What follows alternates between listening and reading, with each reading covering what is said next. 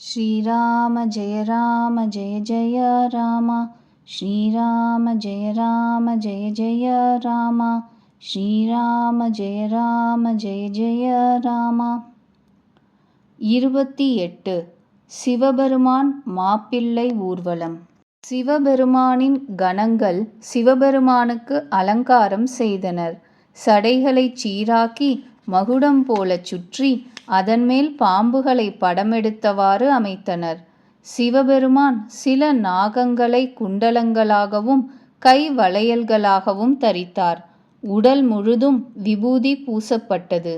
புலித்தோலை வஸ்திரமாக உடுத்திக் கொண்டார்.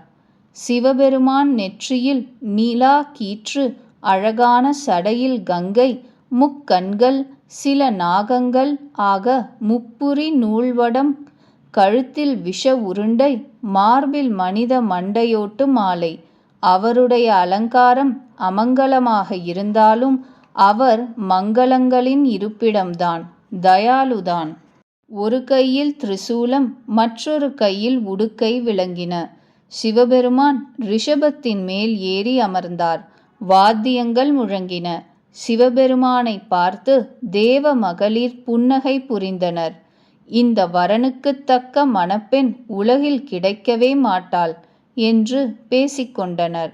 விஷ்ணு பிரம்மா முதலிய தேவர்களின் கூட்டம் தத்தமது வாகனங்களில் ஏறி அமர்ந்து ஊர்வலத்தில் கலந்தனர். தேவர்களின் கூட்டம் எவ்விதத்திலும் ஈடு இணையற்றதாக விளங்கியது.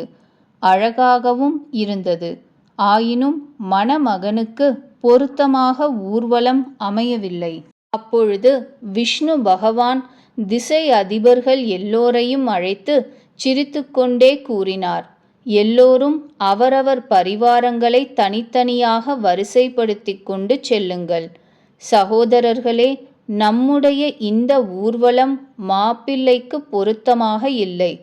பிறர் ஊரில் சென்று நகைப்புக்கு இடமாவீர்களா? விஷ்ணுவின் சொற்கேட்டு தேவர்கள் புன்னகை புரிந்தனர். அவரவர்கள் தத்தமது பரிவாரங்களை பிரித்து கொண்டு தனியாகச் சென்றனர். மகேசன் இதை பார்த்து விஷ்ணு பகவான் கேலி பண்ணுவதை விடவில்லை என்று நினைத்து மனதிற்குள் சிரித்து கொண்டார். தனக்கு மிகவும் பிரியர் அதிக பிரியத்தோடு கூறுவதை கேட்டு சிவபெருமான் பிருங்கி முனிவரை அனுப்பி தன்னுடைய எல்லா கணங்களையும் ஒன்று சேர்க்குமாறு பணித்தார். சிவபெருமானின் ஆணையை கேட்டு எல்லா கணங்களும் கூடிவிட்டனர். அவர்கள் தமது பிரபுவின் திருவடி தாமரைகளில் தலை வணங்கினர். விதவிதமான வாகனங்கள், விதவிதமான வேஷங்கள், இப்படி தமது கணங்களை பார்த்து சிவபெருமானே சிரித்துவிட்டார். சிலருக்கு முகமில்லை, சிலருக்கு பல விரிந்த முகங்கள், சிலருக்கு கை கால்கள் இல்லை, சிலருக்கு பல கால் கைகள், சிலருக்கு பெரிய கண்கள், சிலருக்கு கண்களே இல்லை. சிலர் உடல் பருத்து இருந்தனர், சிலர் மெலிந்து ஒல்லியாக இருந்தனர். சிலர் மிக மெலிந்தவர், சிலர் பருத்து கொழுத்தவர், சிலர் தூயவர், சிலர் தூய்மையற்ற வேஷமுடையவர். உடை அணிகள் எல்லாம் பயங்கரம். கையில் மண்டை ஓடுகள். எல்லா உடல்களிலும் புது இரத்தம் பூசப்பட்டிருந்தது. கழுதை, நாய், பன்றி, நரி முகத்தவர் பலர். அந்த கணங்களின் எண்ணற்ற வேஷங்களை யார்தான் கணக்கு எடுக்க முடியும்? பலவிதமான பிரேதங்கள், பிசாசுகள், யோகிகள் கூடியிருந்தனர். அவர்களை வர்ணித்து முடிக்க முடியாது. பூத பிசாசுகள் குதித்தனர், பாடினர். அவர்களுக்கு கொண்டாட்டம்தான். பார்த்தால் மிகவும் விபரீதமாகவும் தோன்றினர். மிகவும் விசித்திரமான மொழிகள் பேசினர். எப்படி மாப்பிள்ளையோ அப்படி ஊர்வலமும் அமைந்தது. வழியில் விதவிதமான வேடிக்கைகள் நடந்தன. இங்கு ஹிமவான் மிகவும் நேர்த்தியாக மண்டபம் ஜோடித்திருந்தார்.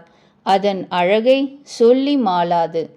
ஹிமவான் எத்தனை எத்தனை சிறிய பெரிய மலைகள் உண்டோ அவைகளை வர்ணித்து மாளாதோ, எத்தனை வகை கடல்கள், நதிகள், தடாகங்கள் உண்டோ எல்லோருக்கும் அழைப்பு அனுப்பியிருந்தார்.